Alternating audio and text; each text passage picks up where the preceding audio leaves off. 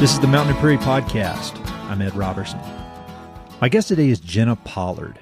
Jenna is a timber framer, a farmer, and an advocate for organic agriculture.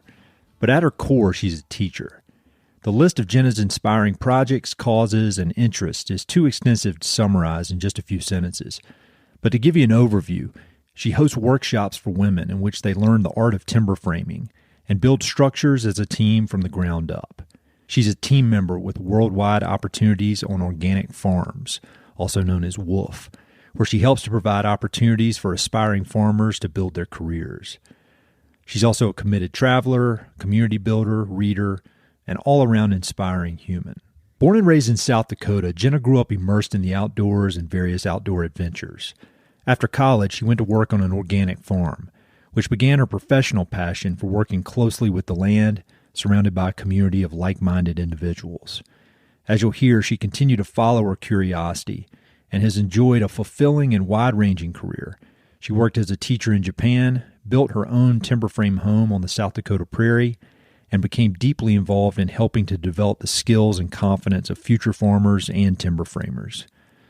But if there's a thread that connects all of Jenna's work, it's her commitment to building community through hard work and shared purpose, which is one of my favorite topics to discuss. I first learned about Jenna through a short film by Patagonia Workwear that profiled her women's timber framing workshops. I've linked to the film in the episode notes. So I was thrilled when our schedules finally aligned so we could have this conversation, and I learned so much from Jenna. We talk about her upbringing in South Dakota and how her outdoor-focused childhood laid the foundation for her career. We talk about the intricacies of timber framing and why it's such a powerful skill for building community and confidence. We talk a lot about WWOOF and its future farming program, and Jenna offers some ways that aspiring farmers can get involved. We also talk about books, how Jenna accomplishes so much, how Patagonia has encouraged and supported her work, lessons learned from Japan, and much, much more. If you want to connect with Jenna, attend a workshop, or learn more about WWOOF, there are links to everything in the episode notes. Thanks so much for listening. I hope you enjoy it. Jenna, my new best friend, we've been talking for quite a while before I hit record. And we were introduced a while back. And I think I first came across you through one of the awesome Patagonia films, Reframed. And that captured my attention. And then it turned out we had mutual friends and we got connected. And then we both been running around. You're a lot busier than I am doing cool stuff, but we finally got this scheduled and I'm so happy to have you here. And we were talking a bit before we started recording about social media and how you abstain from social media, which I very much appreciate. But at the same time, it makes it harder for my Google stalking to really get all the info, the background info on you. Right. So I was wondering if we could just, which is good. But I was wondering if we could start out with just some of the basics, like where did you grow up? Yeah, good question. First of all, thanks for having me, Ed. It is so exciting to finally be chatting with you, and I'm glad we could make it work. I was actually born in Sioux City, Iowa, but pretty quickly my parents made their way back to South Dakota, which is where they're from. And so I spent my formative years and all of my strongest early memories in South Dakota, both where my parents ended up settling down on 10 acres of land in eastern South Dakota, but also very much spending time at my grandparents' place, which is further west in central South Dakota, out in those, wide open expanses of treeless prairie. How did you feel your time as a kid? I mean, were you into sports? Were you into outdoors? Because now you've got this amazing focus on these, on agriculture, on building things, on teaching people. And it's just this really, and your enthusiasm is infectious even over the internet. But that was one of the things I noticed in the films about you is you strike me as being so enthusiastic and energetic. What kind of kid were you? What did you do for fun? Oh gosh, I think my excitement was manifested in just total insanity as a kid. I don't know how my parents did it. I think I was just bouncing off the walls, but luckily I have a very energetic dad who somehow find a way to keep up with me and also guide me in a lot of ways in a lot of those early skills that I got in the outdoors. I grew up hunting. I grew up tracking animals, going on backpacking trips out in the Rockies. My dad was always taking me outside. And finding ways to teach me how to use my hands, how to be a problem solver, how to think critically, which, at the time as a little kid, I just thought that was fun. And I'm sure for my dad, it was like a welcome distraction, to use up some of my energy. But as an adult, I realized how, important and influential all of those early childhood experiences were, having to be in challenging, difficult, uncomfortable situations and, get out of them or make the most of them. And so, yeah, I spent a lot of my time outside as a kid, hunting, hiking, camping. I was definitely part of that era of kid that got booted out the front door after breakfast and maybe came back for a sandwich at lunch, but definitely came back in time for supper and had a lot of incredible experiences exploring on my own and with family. No, it's interesting. I've noticed that about myself and with a lot of people I've talked to, is that when you spend a lot of time outdoors as a kid, or that's just kind of the baseline and the foundation, is really the only thing you know. And I remember it's always a surprise to me when still at age 45, when I meet somebody who didn't have any of that. And it's this cool opportunity where they can learn about it at an older age. And it's pretty, it can be transformative. When you think back, like as an adult, thinking back on your time, either as a kid or teenager, or is there any like certain experience where it was probably harder than, super hard or maybe scary, or an experience you think back on where you're like, yeah, that was kind of where that was a turning point for me, establishing toughness or establishing an appreciation for being self-sufficient or being outside or being able to operate in uncomfortable situations? Are there any kind of highlights that you think back on? Because I know I have probably like 5 or 6. Yeah, that's a great question, and actually not something I think about very often. But I think one of the first was actually related to hunting. Growing up, the only meat that we ever had was the meat that we hunted, primarily deer. And I remember growing up, always going hunting with my dad and my cousins. And then there was one time when I was 12 where I couldn't sit still. So of course I wasn't going to stay with my dad and wait for the deer to come to us. I just took off. I got way out there, up and down a few ravines and across, some grasslands. And I saw a deer and I shot it. And all of a sudden I realized with, a moment of complete panic that I was alone. I didn't really know where exactly I was or where my dad was.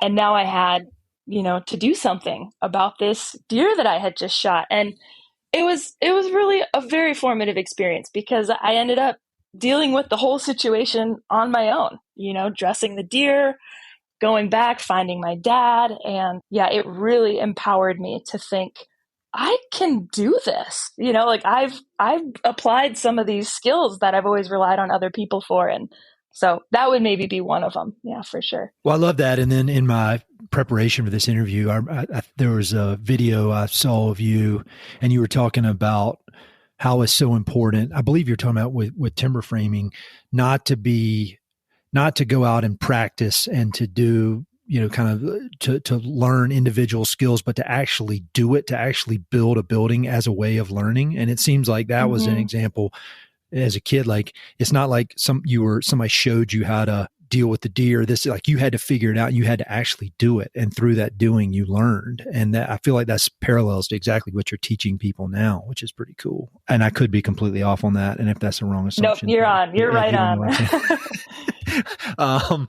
Wait, all right. So you get out of high school, then what happens? Yeah. Oh man, that feels like forever ago now. A lot has happened. I got out of high school and I went to college, and I went in Minnesota. There was a small liberal arts college that had this amazing 2,000 acre campus with prairies and lakes and forests. And, you're probably supposed to go to college because of what you're going to learn.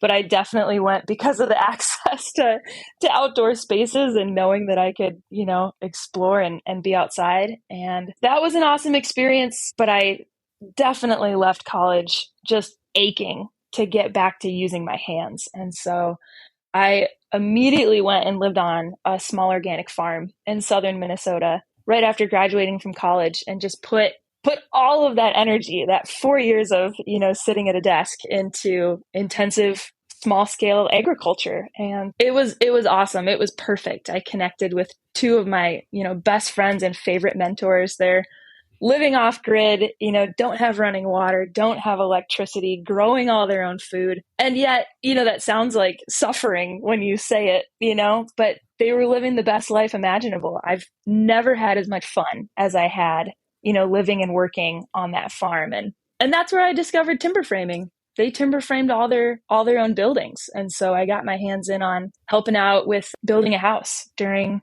my time there. And that, obviously totally changed the course of my life.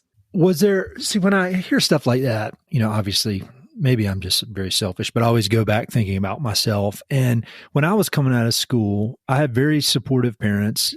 I could have done something like that if it had even entered my consciousness that was an option, but it never did. I just kind of followed the well-worn path, and I put on a cute little suit and went to work at Merrill Lynch.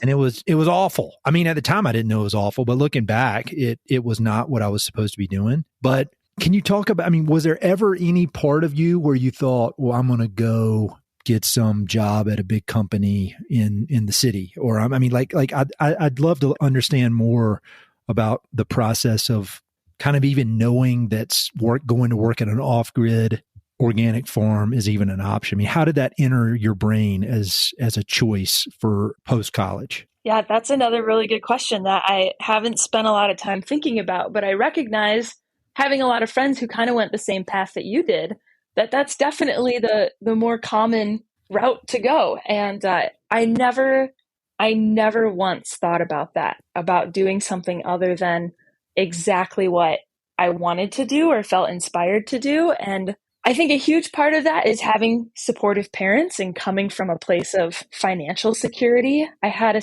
ton of freedom. I wasn't worried about, being in debt or having to deal with a lot of things that I think, for good reason, compel people to go get a job, and start to make money because you have to. I probably should have been making some money, but I was so resistant to that, and really inspired by people that I had met and wanted to, mimic their lifestyle, like the folks that I went and lived with in southern Minnesota, and seeing the intentionality that they lived with. They knew where every piece of food that they ate came from. They knew where their energy came from because they, didn't rely on electricity. They had oil lamps. But I think that sense of fierce independence, probably came in part from growing up in South Dakota and having those crazy windswept prairies and wide open spaces that really fill you with a sense of possibility. When you look out and there's just no end to the horizon. It's like the whole world just feels expansive. And I think opportunities felt that way for me as well. It was like, I can do anything, and so then what do you want to do? I wanted to farm. And so when you were out there farming and you're learning, you're actually doing the work, but you strike me as somebody who thinks about this stuff, pretty deeply as well. Were there any books that you were reading, or any kind of thinkers or people outside of your immediate circle there on the farm that helped you kind of figure out your thoughts on whether it's agriculture or just intentional living? When I hear that, I think it's in a way a cliche, but it's a cliche for good reason. I think about Wendell Berry, and I was, are there any other books or thinkers that have been that were important to you at that time as you're kind of figuring out where this is all leading? Yeah, definitely. I've always been an avid reader. And when I was at the farm, there was no shortage to the Wendell Berry books, of course, a lot of Mary Oliver poetry. But then, most impactful was actually this giant book that the farm gave me as a gift for, helping them out with their farming that season. And it's by Carla Emery, and it's called The Encyclopedia of Country Living. I don't know if you've seen this book. No. Have you seen this book yet? Oh, man. No, I've not. Everybody should own this book. It's everything from stories to poetry to recipes to instructionals on how to raise sheep, how to make cheese, how to sew your own clothing. But it's also full of, philosophical musings on why people live the way they live. It's incredible. And it ended up being, kind of my Bible going forward from there, about we called it at the farm, we called it our Google. If you needed to know something or look something up, you'd just look in the encyclopedia and there it would be. So that's probably not the same as, Wendell Berry or someone who's, thinking much more critically about the way that we live. But at that time in my life, it was all about the doing more than the thinking. I wanted to do things. And so a lot of, how-to books and instructional manuals guided, my ability to take action on these things I had been thinking about for so long. I love that. And I love the focus on action because, that's everything, I think. I think sitting around thinking about things is great, and it can be, in a way, it's a luxury, but the taking action is all important. And it seems with every single person that I've talked to on this podcast, that's the common theme is really, really just the taking action. So timber framing, what was your first of all, can you define timber framing for people? I think everybody's heard the term, but even when I was watching your video, the video that Patagonia made about all your timber framing work, I learned some things that I didn't know. So can you just kind of define what timber framing is first? Yeah, totally. So the simplest way to explain timber framing is building a self-supporting frame.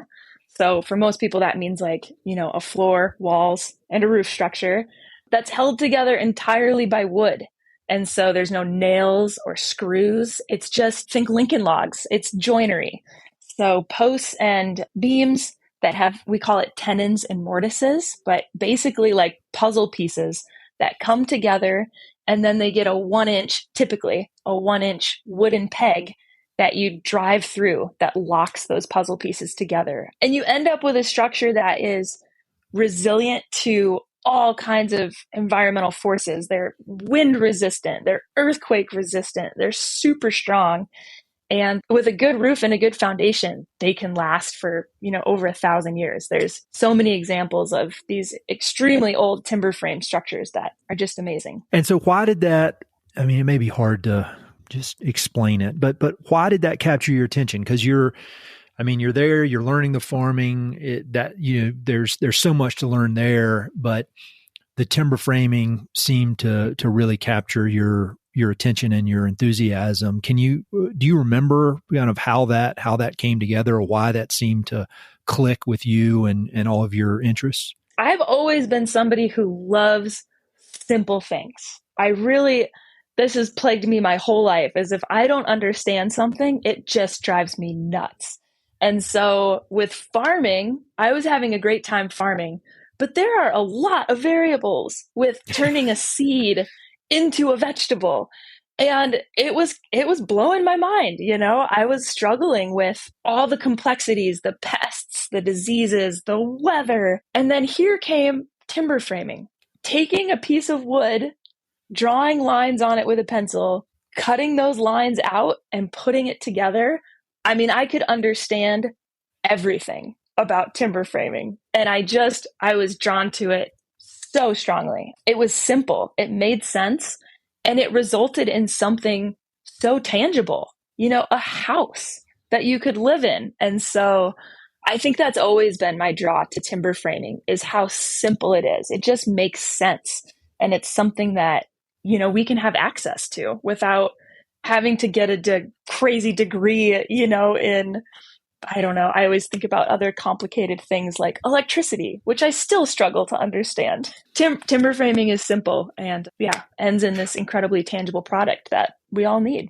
Well, when I hear that, and then I know, the interest that Patagonia has taken in your work and in supporting everything you're doing, that seems to be in alignment, because, whenever you hear Yvon Chouinard, and then, his philosophy obviously filters down through the company about his focus on simplicity. And I think about with the Tenkara fly fishing rod that he's championed for so long. And simple is nice, but in a way it's much, much more difficult. To really simplify something is kind of it shows your ability to kind of, that you've mastered something, to be able to simplify things down versus make it endlessly complicated.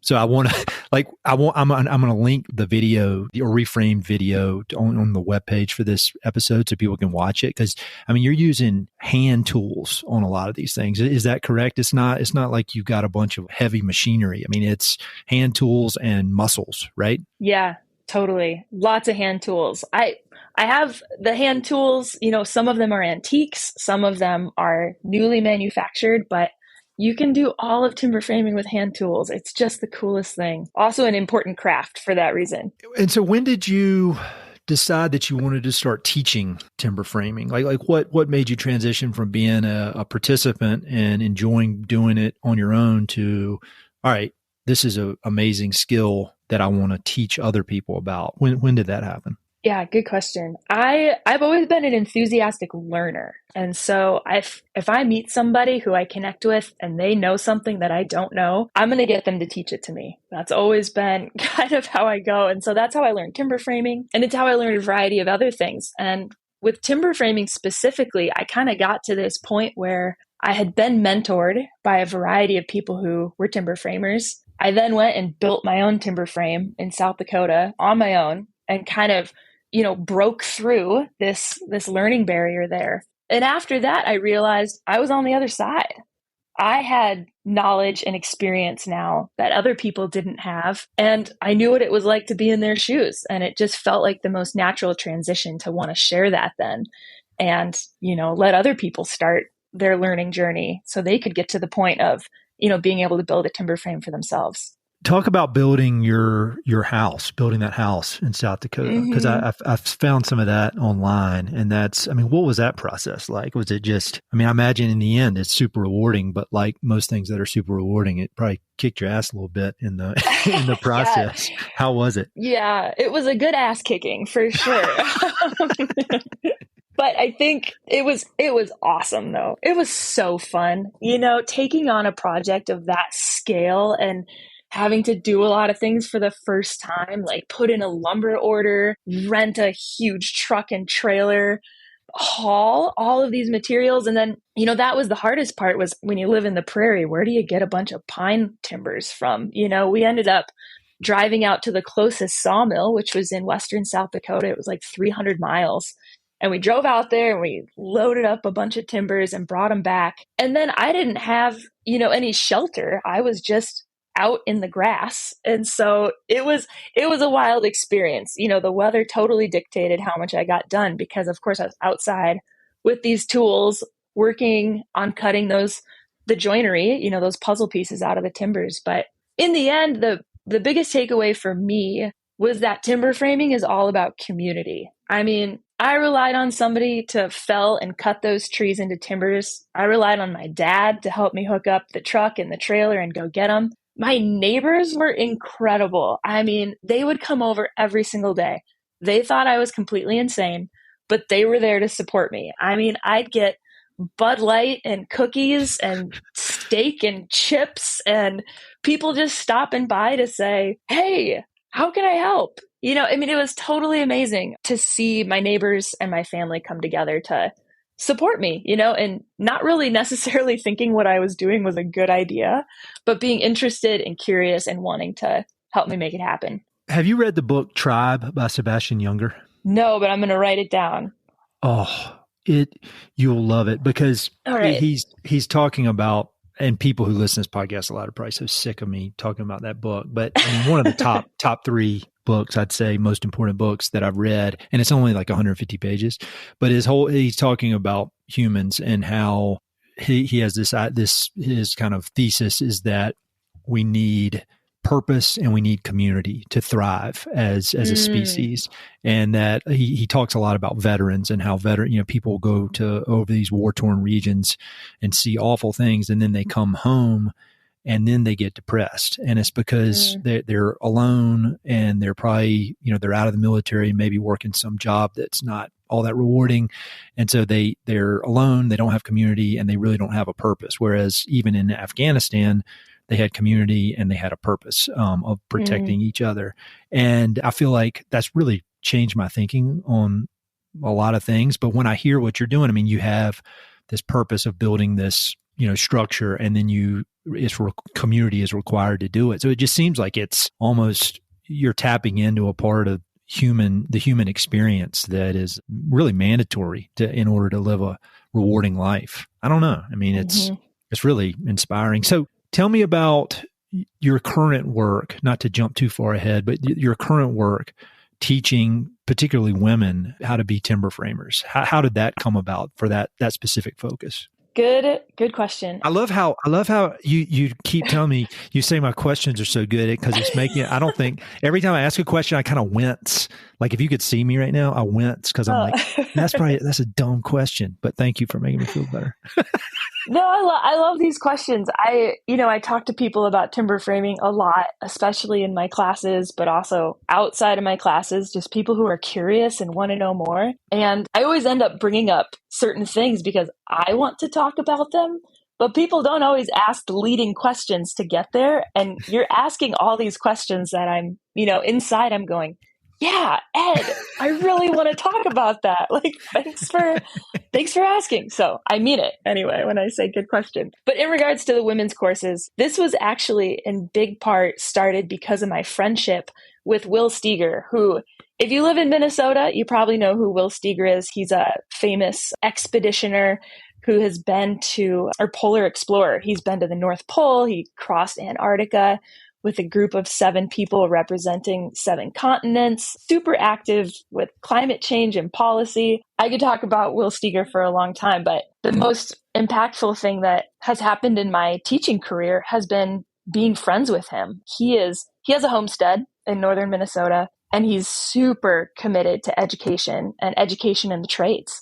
He's been doing this for decades, bringing up people primarily from the Twin Cities, Minneapolis and St. Paul, to do construction, carpentry, stonemasonry, a variety of skills and trades at his homestead. And I actually got connected with him through a stonemasonry apprenticeship because I wanted to learn how to work with stone. And from there, we created this great friendship and bond. And after I had built my timber frame house in South Dakota, he reached out to me and said, hey, I've got all these people coming up, learning skills at my homestead. Will you teach people how to work with timber? And it really hadn't crossed my mind before that to do it formally. I had always had people come and, ask if they could help me out. And I'd say, sure. And, show them how to use the tools. And it felt like, more of a one-on-one mentorship, but to actually create a class and invite people to take it, that was new to me. And it really was Will's, encouragement and his belief in me that I could do it that made it happen. And so the Patagonia film that you're going to link was actually my first ever women's course. They came was it really? Filmed. Yeah, they came and filmed part of it. It was a 2-week class at Will Steger's homestead in northern Minnesota. And so that's where it took place. It was so cool that the film crew was able to come and see that, because it was a huge first for me, and also such an awesome class. I mean, talk about community and purpose. Here we are, 8 women living together in the wilderness for 2 weeks with one shared goal of building a cabin. And wow, it was awesome. That sounds awesome. And I can't believe that was your first one, because it seems like you're a seasoned pro at teaching it in the film. How did they find out about it and want to make a film? Actually through WWOOF, which was one of the other things I wanted to talk about with you today. But yeah, I work for a nonprofit called WWOOF, Worldwide Opportunities on Organic Farms. And Patagonia had reached out to WWOOF to ask about, potential partnership opportunities, since WWOOF is all about organic and regenerative agriculture. And my amazing coworker, Tori, who was in communication with the Patagonia representative, said, just kind of loosely in conversation one day, hey, you should really reach out to my coworker, Jenna. She does some stuff with timber framing that you might think is interesting. And that was really all it took. I had a phone conversation then with the head of the workwear product line after that. And it was just like me and you chatting, that it was such a good conversation just about all the things that matter and timber framing specifically. And that kicked off what has now become, like a 4-year relationship of storytelling and support. Patagonia's provided awesome support with, gear for students that take my classes, and also scholarships to help women who are struggling financially still be able to pick up these skills, get into the trades, and move their career forward. Before I started this podcast, or in the early days of the podcast, you think about a company like Patagonia that's legendary in so many ways, but then as I've gotten to know a lot of people there, and they've been very supportive of the work I'm doing. And what you learn is that these amazing big companies like that, they're a collection of people, and all the people are just, they're just really cool, and they're purpose driven, and they like to work hard, and all the stuff that we've been talking about. And it's really neat it's been neat to me to see kind of behind the scenes of some of these different organizations, whether it's for-profit companies or nonprofits. And you learn that it's just people, and they're just kind of figuring it out as they go and trying to do their best. And it's inspiring to me, because it just shows like any individual can make a difference in what they're doing, because there's not some magic formula. You know what I mean? It's just everybody's just trying to figure it out. Back to the timber framing real quick. I want to talk more about WWOOF, but timber framing, can you talk about why you chose to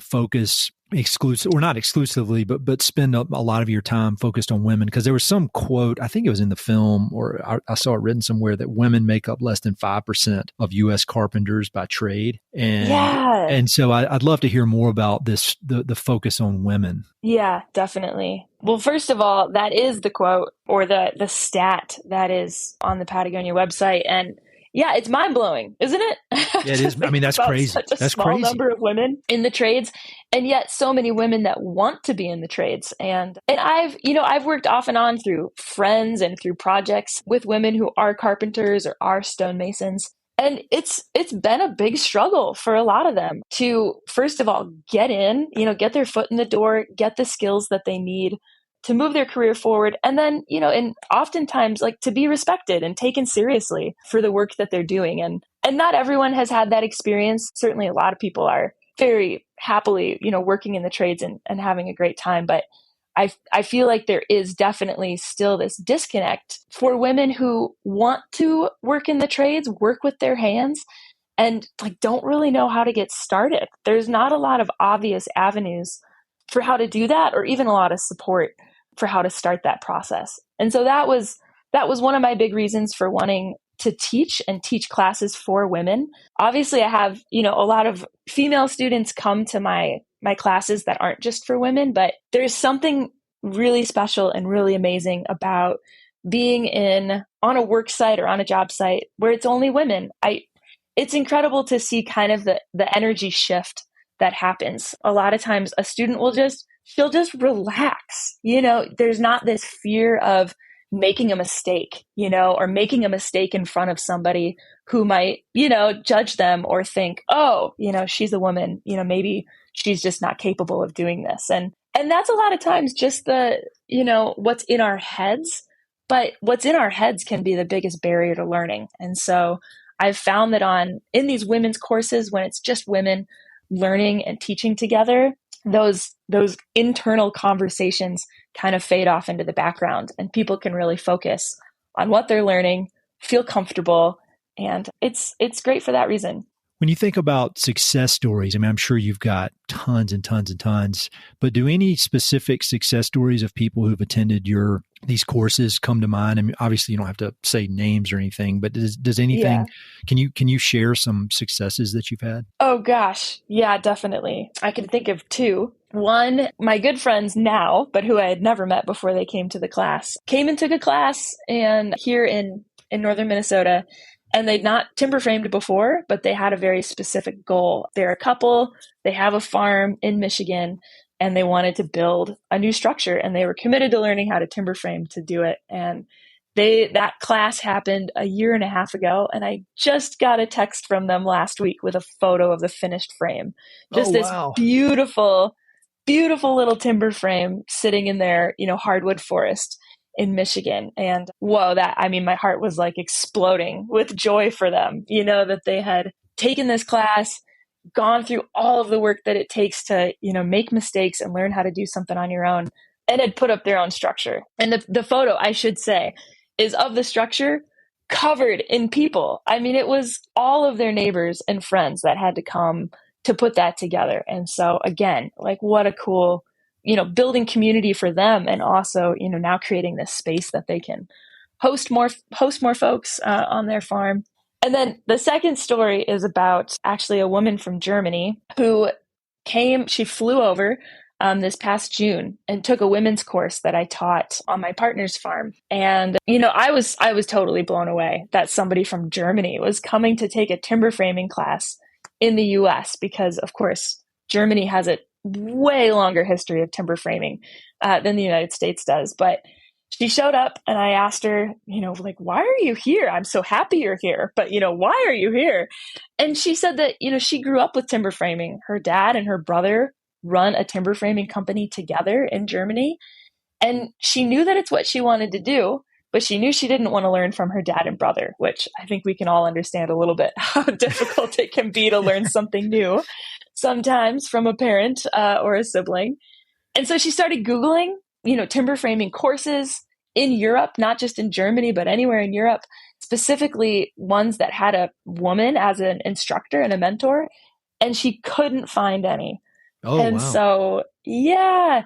And so she had found, through the Patagonia video, heard about women's timber framing courses in the US and reached out. And so she flew over and took this class and then went back to Germany, flew back again later in the summer, and actually just stayed with me for a month and helped me with all of my own timber framing projects that I had going on here.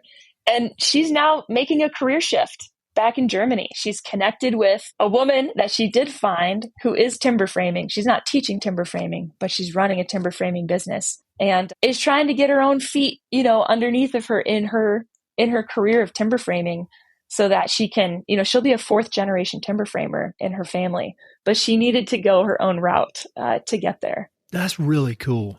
That brings up, I don't really know what the question is, but one thing I've observed both in myself and then in stories like this is when you go through some experience with other people, where it's that community thing and the purpose, and it could be timber framing, or in my experience, I've had it like on climbing trips, like guided climbing trips that are, several weeks long. And I'll meet somebody, like there's this guy that I think of that was my tent mate, and he was on my rope team on Denali. I never met him before we showed up. We spent 3 weeks together, roped up together, kind of having to, we were going to be the ones that had to pull each other out of the crevasse we fell in, freezing our ass off, the whole deal. And then we go our separate ways after the trip is over. But I consider that guy to be a better friend than a lot of people that I've known for like 20 years, because we had that super intense experience together where we were depending on each other. Do you see that a lot? I mean, you mentioned the first person has turned into a great friend and you didn't know him before.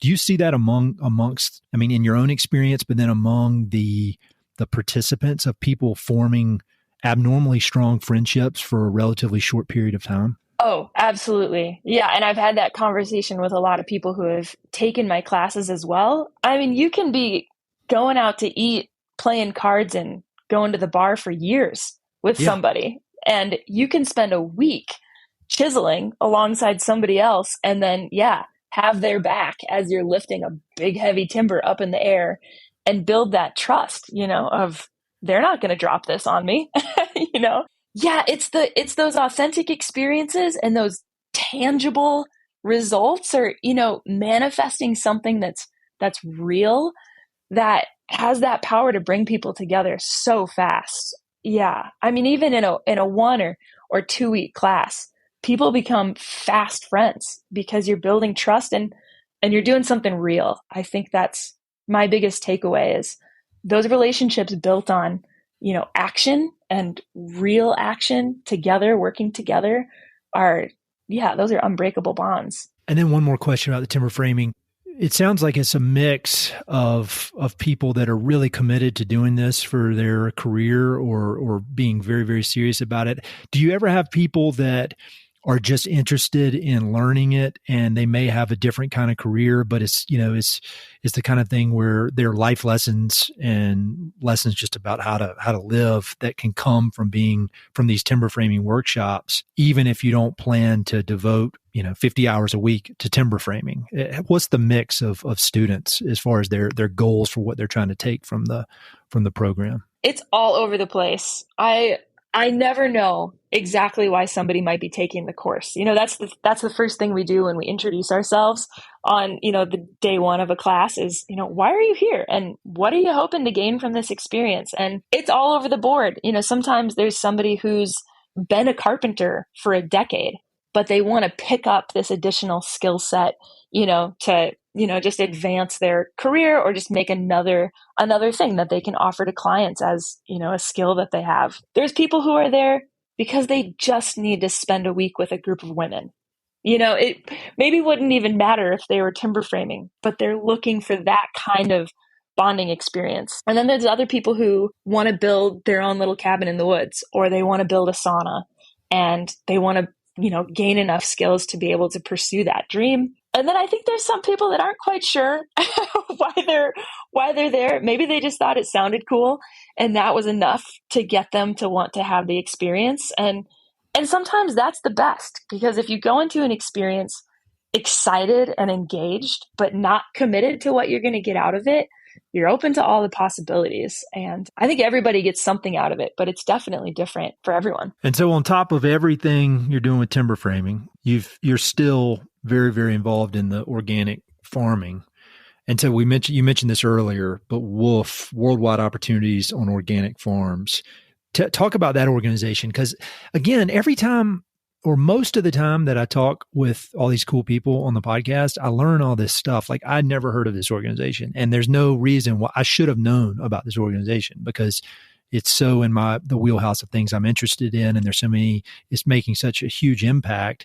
And so I went down many rabbit holes on the internet looking at WWOOF. Could you talk about that organization, kind of how that came to be? Totally. I can't believe you haven't heard of WWOOF, Ed, but so I'm glad you've... It's so embarrassing. Okay. Like, this podcast just highlights, what a clown I am in so many aspects, but at least I'm trying to learn. Yeah, no, I think it's great. It shows that there's always something to learn. Correct. That you didn't know about WWOOF. But yeah, for me, I think it all ties back to, I thought I wanted to be a farmer. I know how important knowing where our food comes from is, and growing it in a sustainable way. That's what took me to the farm after college. But like I said, farming is really hard and really complicated. And I think I was trying to navigate what my role with organic agriculture could be. And I got connected with WWOOF actually through traveling.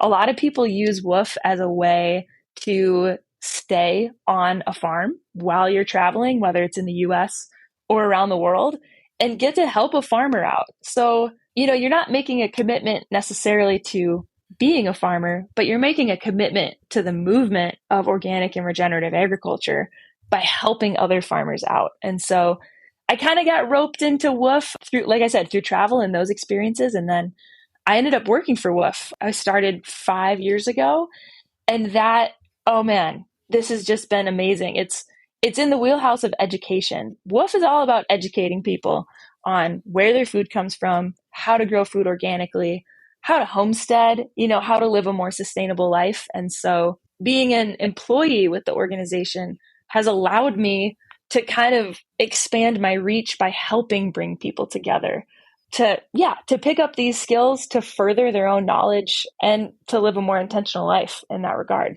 And tell me, we were emailing before this thing, and you were talking about a big event that you have coming up, or in 2024, the Future Farmer program. You guys are doing something. Can you tell me more about that? Totally.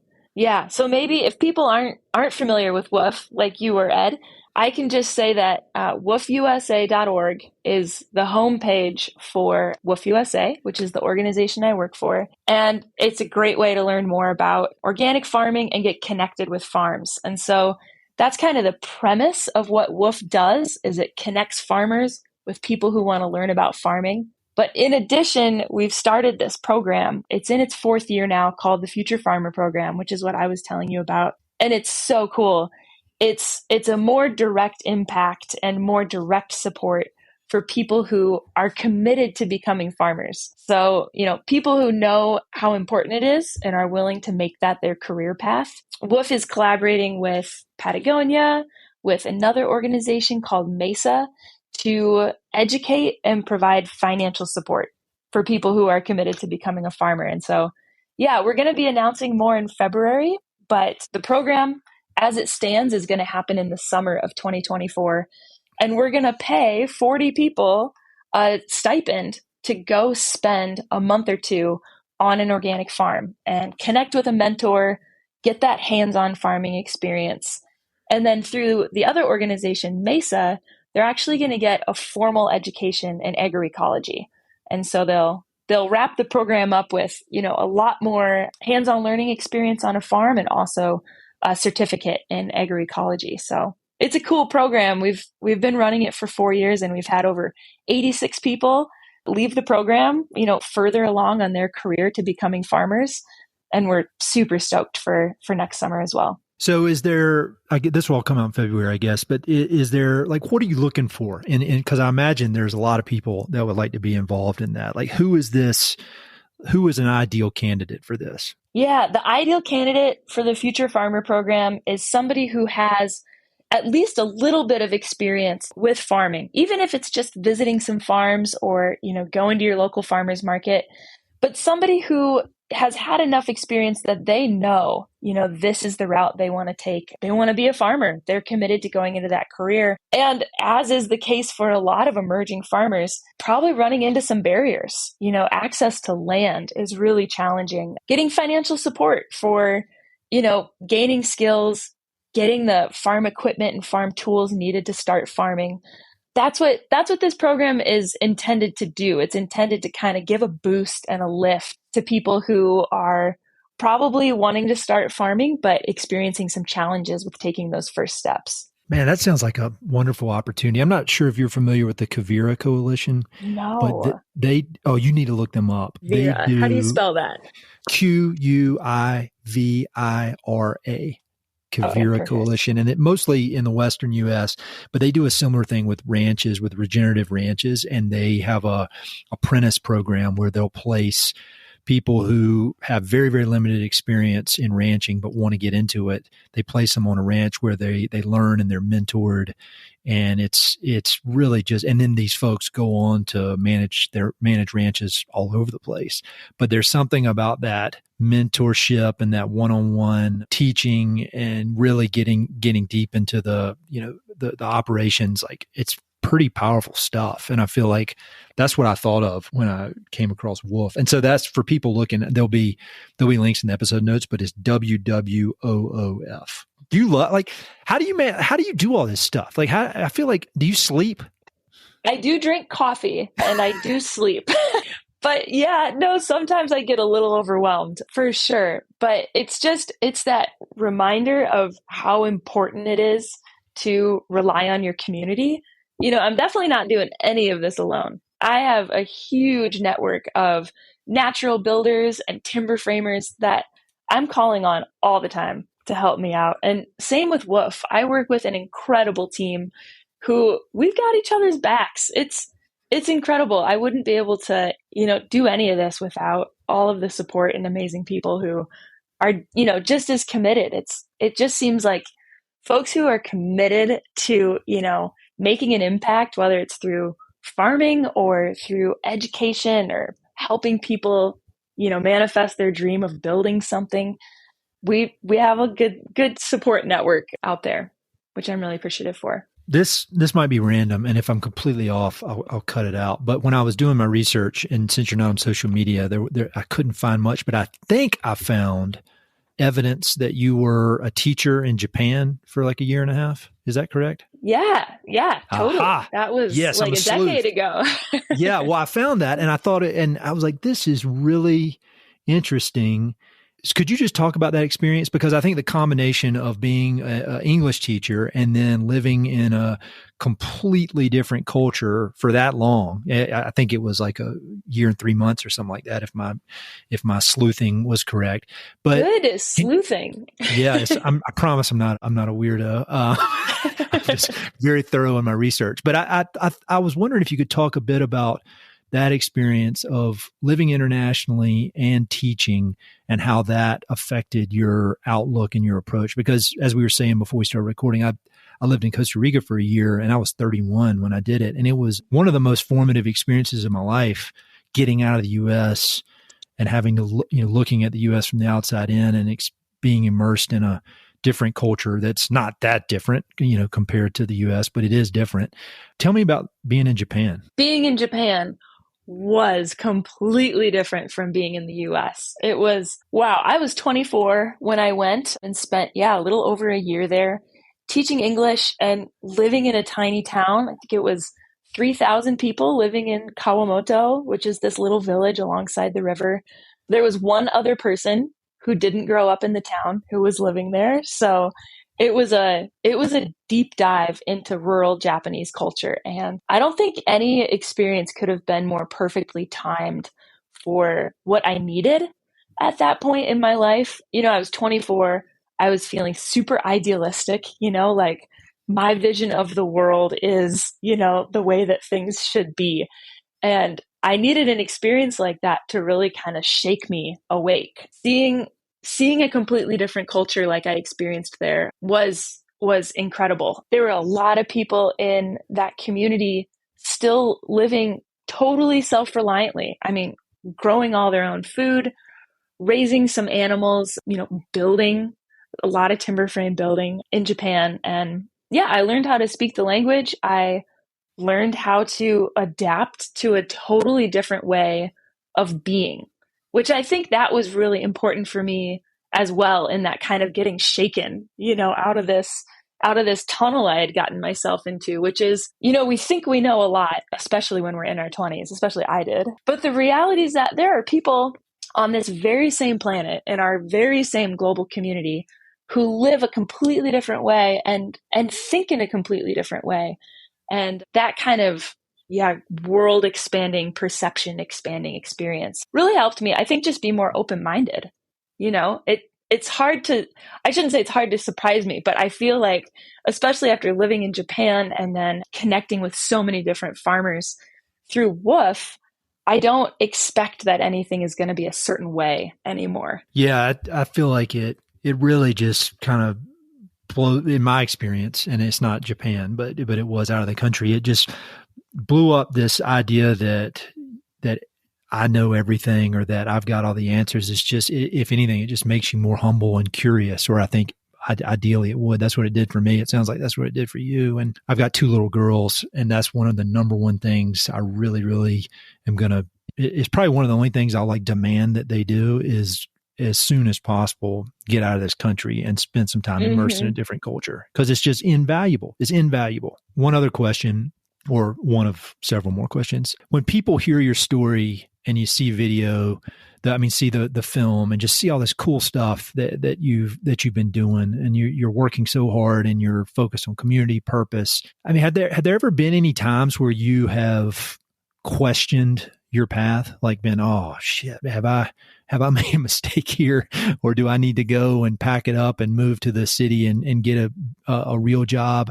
I mean, because I think it's easy for people in the world of the internet and social media and all that kind of stuff, just to see people like you and be like, oh, she just got it figured out, and she's special, or she's got something that I don't have. Whereas I would guess that there are ups and downs and challenges.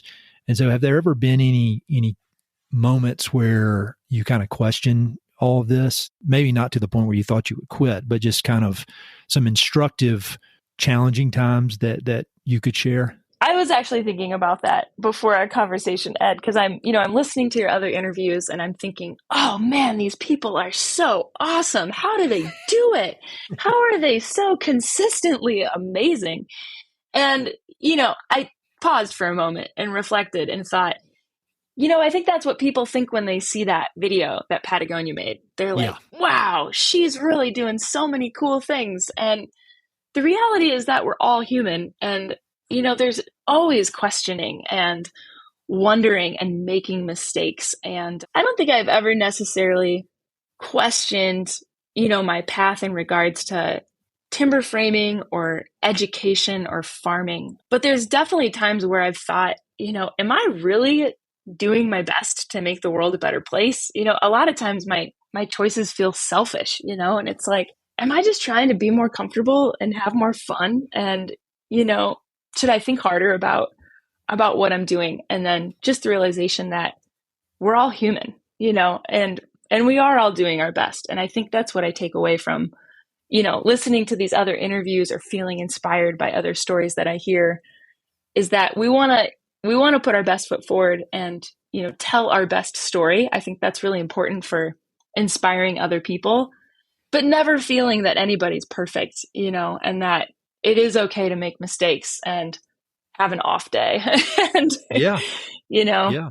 I completely agree. and still make space for, letting yourself have an off day and then do it again tomorrow. That's part of the process. At least it has been for me. And I have no idea what I'm doing. That's what I mean. That's why I ask that question relatively frequently, is because I even fall into that when I talk to all these amazing people on the podcast, and they just seem like they've cracked the code. But then when you dig a little bit deeper, you realize that, they're just figuring it out like everybody else. It's very inspiring to me. You said you love reading, and so I'd love to hear, they don't have to be books. They don't have to be about agriculture. They don't have to be about timber framing, but I'd love to know any books that have been important to you in your personal and professional development, hopefully ones that I haven't read so that I can read them and be more like you. Well, I will say that I've always been, and this is not related to farming or timber framing, but I've been a diehard Jack London fan, which, that doesn't go into any recent authors, obviously, but growing up, those books and those stories were really influential to me. And so I hope everyone has had a chance to pick up a Jack London novel or a short story at some point. And if they hadn't, I would encourage it, especially if you find yourself in a bitter cold winter snowstorm and you can curl up next to a wood stove and read some of those stories. But more recently, actually, I have found myself reading some books by Asby Brown, which Asby, A-Z-B-Y. But Asby actually spent a lot of time living in Japan, and so I've been really enjoying his perspectives on Japanese life and culture. And I just picked up a book actually at a timber framing conference last week called Just Enough. And it's so beautiful. I'm so hooked on this message right now. But it's the thinking that if we all had just enough, we could all have enough. And, rather than having some people having more than enough and some people not enough, there's a balance that we can find. And it really kind of puts it on each individual to think about, what's enough for me, and can I have just enough? And oh man, I recommend that book so much. It's so cool. And it touches a lot on, Japanese life and Japanese culture, but more so on that kind of big question of what is just enough. And I think I feel really inspired to reconsider everything. How much gear do I own? Is it enough, or is it more than enough? And make some conscious choices to simplify, for the sake of others and of course, the planet and the global community. But I think individually too, we can be happier if we have just enough rather than, every latest piece of equipment that's available or tool or whatever it is. So that's a big recommendation. I've not heard of that. So that's by Asby. Asby Brown. Yeah, Just Enough. I would definitely recommend that one. That's the one that's on my bookshelf right now or on my nightstand. It's funny with my reading and the things that capture my attention, and there a lot of them have some connection to either Japanese philosophy or Japanese culture. And I've never been to Japan. Like I wouldn't say I know much at all about Japan, but there's some book that I reread almost every year. It's called The Art of Taking Action. And it's by an American guy, but it's based on the philosophy of this guy named, I think it was Shomo Morita is his last name, like Morita, like Pat Morita from Karate Kid. But he was a psychiatrist or psychologist in Japan, and he came up with this thing called Morita therapy. And it applies to what we've been talking about, because his whole thing is if you're feeling depressed or you're feeling anxious, what you need to do is take action. You need to start doing stuff. And this book I just got it on Kindle or something for like $3. And I don't know how I found it, but I revisit it at least once a year. But it's all based on this idea of Morita therapy, which I'd never heard of. But I think there's a lot of wisdom over there in Japan that I think we'd all be better off adopting a little bit of it. Any books on Japan? Like if I wanted to learn more about Japan or just Japanese culture, or if is there a novel or anything you would recommend that I could read? Because Japan keeps coming up and I don't know anything about it. Oh man, that's a great question. And I don't have a great answer for it. I mean, for me, I knew nothing about Japan before going over there. And that's cool. I think it helped. I had no idea what to expect. And I was a lot more of a sponge because of that. So, I know not everyone has the ability to do this, but my recommendation would be save up your money and go. Have your Japan experience be the thing that teaches you about Japan. And if not, I think that book that I just mentioned, Just Enough, gives a really cool perspective on a lot of Japanese philosophy and culture. I don't have another book recommendation, but no, those are great. Those are great. Okay. And it goes to the taking action. I mean, I love reading, but I can kind of get out of control with the reading. Let's get some stuff done here. Let's do stuff. Totally. I could read books about timber framing all day. What good does that do me? I need to come hang out with you and actually do it. You need both. You do need both. I will say my favorite timber framer is Jack Sobin, Sobon. Okay. And man, I've read some of Jack Sobin's books cover to cover, and without them, I would not have been able to build my house in South Dakota. So there's definitely awesome. The hands-on experience, and then the benefit of having, something you can flip through really quick and double check your measurements, or, double check your theory on, are these things going to fit together? Very cool. Well, I'll have links to all these that you've mentioned over the course of this conversation. They're all great. So last question for you. The people that listen to this podcast, they're just like you. They're curious, they're hardworking, they're purpose-driven, and they just are looking for inspiration and education and instruction from all these amazing people. So I was wondering if you had any kind of words of wisdom or anything you wanted to close out the conversation with. Yeah, I think you hit on it with, the people that are listening to this probably have something that they're curious to learn or wanting to learn. And so I think my closing thoughts would be stay curious. I think never stop learning, or never stop the pursuit of wanting to learn new things, and staying open, open-minded and open-hearted to new experiences and new ways of thinking. And for those of you that have something to share, if you don't have to be a pro at something, you don't, absolutely none of us know everything.